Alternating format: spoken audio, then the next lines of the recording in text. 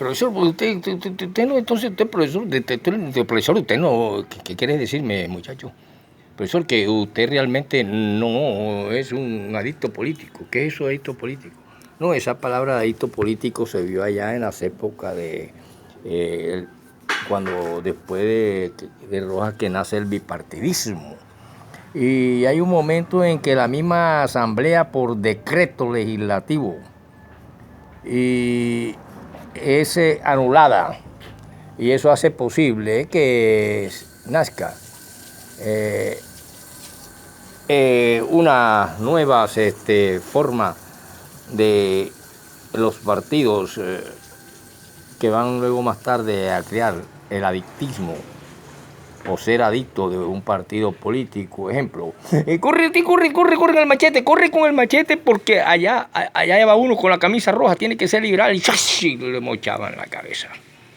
O a lo contrario, se llaman adictos políticos. En la religión se llaman fanáticos, inconscientes, sin ninguna estructura, ni de estudio, ni de nada mental. Sencillamente dicen, no, porque aquí esto y así. Bueno, así vemos como la escritura, pero yo para hablarle de qué es falangismo y qué es la escritura, quiero darle un significado de escritura. Las sagradas escrituras judías, sea Antiguo Testamento y Nuevo, aparece en lo último de cuando ya existe escritura. Después que nace una forma y empieza una civilización en Egipto 4000 años antes de Cristo. Después, pero antes de eso ya existía escritura. Pero para determinar esto vamos a identificar y a definir qué es escritura. Para poder entender lo que le voy a explicar más tarde, cómo 3 buitres, 3 goleros emparamados esperan a 2 metros a un desnutrido niño, que aquí en Colombia los tenemos aquí con los arahuacos, cuando vienen aquí a nuestro supermercado, con ciertos indiecitos, le vemos la hambruna, la anemia. Y sin embargo nos damos golpe de pecho y mostramos un plato de comida gigantesco en un restaurante y lo mandamos por YouTube, por todo, la piscina y todo. Y usted le pregunta, ¿qué? Yo soy cristiano. Quiero que me vayas entendiendo. La escritura, mientras ese niño espera que después de ver cómo ya sin poder más estar pegado a la teta de la esquelética madre africana, en un montículo de tierra, él dobla la cabeza y la mete entre la tierra, esperando solamente dar el último respiro y fallecer de hambre, inanición y falta de agua. Y los buitres esperan 3 goleros negros emparamados. Y sin embargo, yo a veces vemos una cantidad de tambores y alegría y corres para acá y sí que para allá y creemos que en nuestro individualismo, que no conocemos lo que es la sociabilidad internacional y que cuando la demostramos solamente desde el punto de vista de esos grandes conflictos internacionales que ha tenido Colombia, como por ejemplo cuando fue la cuestión del Perú en 1911 en la Pradera, y luego en Leticia en 1932, donde se demostró que la falta de adecuada preparación de los cuerpos armados de Colombia para afrontar difíciles e inesperadas situaciones bélicas en la frontera determinaron derrotas. Y sin embargo, el país vivía confiado en la santidad de los tratados públicos con otras naciones. Y esta escritura que te dice que al pobre quítale lo que tiene, o sea, a ese niño le quedaban a los ojos y 2 costillas, ahora se la iban a quitar los buitres. Aquí en Colombia, los tambores, todos los sábados, viernes, jueves, los grandes picó en los tugurios negreros y dando bombo y bailando y echándose cerveza como Pablo Escobar en las calles y todo. Y sin embargo, hablamos y no sabemos por qué donde está el Islam que también hay marfil, diamante y un cuerpo gobernante que muchas veces en la antigüedad se llamaban reyes y también se llamaban emperadores y cuestiones así, tienen también su sociabilidad y esos problemas. Y sin embargo, no sabemos por qué. Lo único que sabemos es que quítale lo que tiene el pobre, lo dice la Sagrada Escritura, y dáselo a Donald Trump, por ejemplo, o dáselo a don Julano, porque al pobre hay que quitarle lo que tiene. Y en cambio, al rico hay que darle más. Y esa economía de que la economía política y económica de Smith y Ricardo nos están diciendo que es una economía de riqueza para los pueblos, pero aquí significa es deuda para los pueblos y enriquecerse. Los que precisamente a través de las Sagradas Escrituras, el libro negro dice, quítale al pobre hasta lo que no tiene. Por eso es que llega un momento en que cuando vemos qué es falangismo, podemos decir que son adictos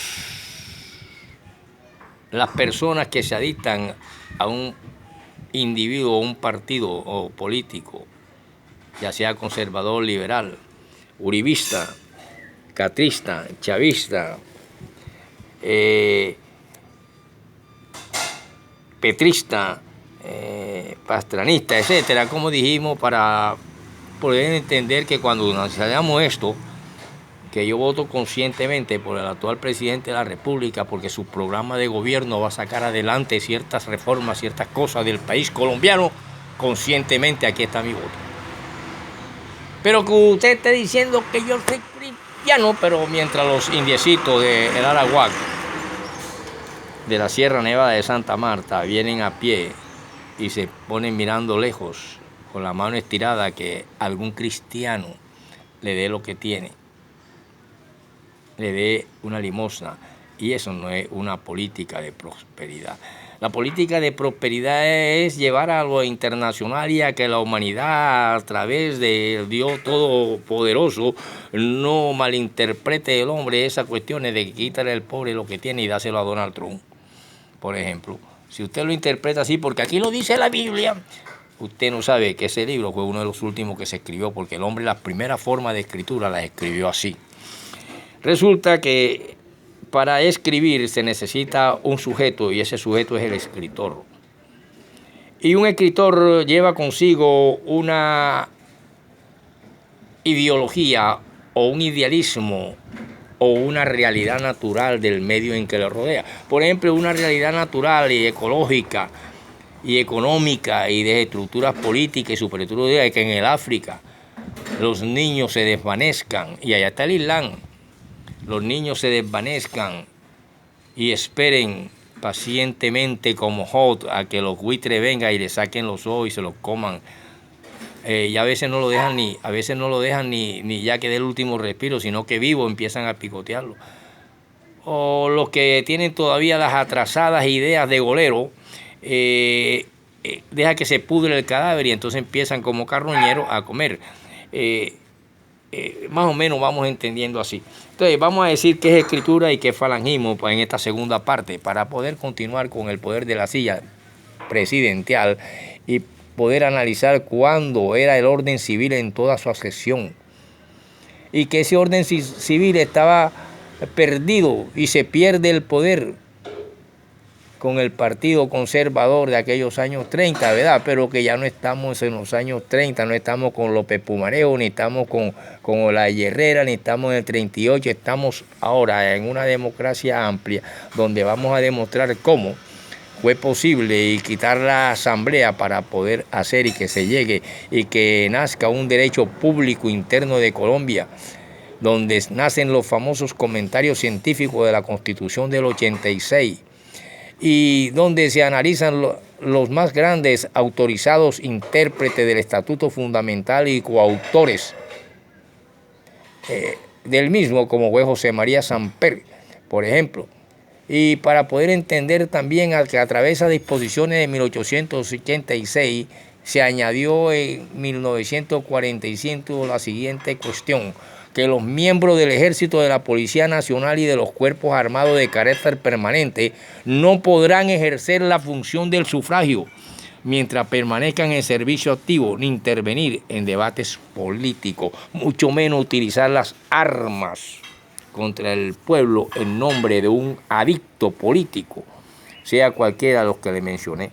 Por lo tanto, podemos decir que el falangismo es una persona que se afilió al partido y movimiento político del falangismo, y el falangismo es una doctrina o movimiento que se dio en España. Provenía de las falanges tradicionalistas, nacionalistas, revolucionario el decreto que le dio vida y quedó luego derogado en enero de 1967 debido a la ley orgánica del Estado. Y para esas épocas dirige esta cuestión y nace en la política con poder y fuerza el famoso falangismo, encabezado por Franco de España. Y después le hablaremos más de esto del falangismo y de Franco. Vamos ahora a ver qué es escritura, para que usted no esté creyendo que es el puta, porque tiene dos alas de un libro, igual que el buitre que espera devorar al niño para quitarle hasta los ojos. Quítale al pobre hasta lo que tiene, ¿verdad? Y dáselo a Donald Trump. Entonces, ¿qué pasa? Que ya por ahí ya no se puede utilizar la Sagrada Escritura para la política. Pero sin embargo, por allá existe el Islam, donde tanto hay diamantes, hay oro, pero no sé en lo internacional por qué sirven de causa todas estas cuestiones para guerras mundiales. Entonces, por lo tanto, ya esa economía de Ricardo y de Smith, de que es para enriquecer a las naciones, pero es para endeudar a las naciones, es distinto. Porque eso es lo que se ve en la objetividad, en la realidad, en las transiciones, en los pasos históricos, en los países subordinados, atrasados, en vía de desarrollo bajo un imperio. Entonces, ¿qué pasa? Que si yo quiero saber qué es escritura, tengo sencillamente que empezar a decir que escritura, para que haya una escritura es necesario que haya un objeto, y que ese objeto y ese sujeto conlleven una acción, y esa acción tiene un efecto, y ese efecto es lo que se llama acción y efecto de escribir. Y al escribir se necesitan escritores, por lo tanto el arte de escribir es un conjunto, y la escritura es un conjunto de signos usados para escribir, y entonces aparece la palabra escritura, para que veas que la Biblia fue una de las últimas cuestiones que utilizan lo que te voy a decir para ser escrita. Primero que todo debemos entender y saber, primero para hablar de Biblia, que la escritura nace de una fonética, se conoce como escritura fonética, quizás lo primero que hubo, y es aquella en que cada signo representa un elemento fonético, es decir, la palabra. Y esta escritura fonológica, que se expresa prácticamente y expresa a través de su gráfica las cualidades del sonido articulado. Y luego tenemos otra escritura que aparece después, todavía ni idea de que alguien coge un plumero, un papiro, una cuestión con que y empieza a escribir, tinta o lo que sea. Luego aparece la iconográfica, ojo, la iconográfica. Pero antes, mucho antes de estas cuestiones, aparece, después de la fonética, aparece una forma de escritura llamada fonológica, escritura fonológica, que a través de aquella fonética, aquella en que se utilizan los signos y que representa un elemento fonético, un sonido I, A, y se forma la palabra. La escritura fonológica expresa gráficamente las cualidades del sonido articulado. Entonces aparece la escritura iconográfica, que esta usa el signo que representa la imagen de lo que se designa por la palabra. Y esta escritura ideográfica, que es otra, viene siendo la cuarta, es aquella en que los signos no representan la realidad de las cosas, pero traen a la memoria su nombre y se conoce como escritura simbólica, o sea, de símbolos. Cuando estas escrituras aparecen, se utilizan imágenes con valor de símbolos. Y estas imágenes de valor de símbolos son las que sirven de alfabeto para instruir en el mundo desde aquellos tiempos remotos y antiguos hasta que aparece esta simbólica y hace hasta el día de hoy que exista otra clase de escritura, que es la escritura pública, de la que solo se da fe un notario para decir: usted es dueño de esta Biblia, usted es dueño de este escrito, señor Ferreira, usted es dueño de este poema, usted es dueño de esta cuestión aquí de cuestión que está aquí a través, que se representa a través de escrito. Se llaman instrumentos públicos, una escritura de las casas. Pero aparece entonces ya en lo último la Sagrada Escritura, que se conoce como Biblia. Y la Biblia se le reconoce como un libro sagrado, lo mismo que muchos otros libros sagrados, como bueno en la antigüedad los Vedas, los Ramayana, el Corán, muchos 400 años después de Cristo, los pensamientos fonológicos y iconográficos y ideográficos que habían en las pirámides, las cuestiones simbólicas de las estatuas, las cosas con que representaban a Baal, las cosas con que se representaban para que un pueblo entendiera. Esa gran forma de escritura. Después ya de último es que aparece la Sagrada Escritura. Y esta escritura, que viene siendo un término, escritura, que proviene de escribir, es la primera escritura del hombre y consistió en dibujar los objetos que deseaba consignar.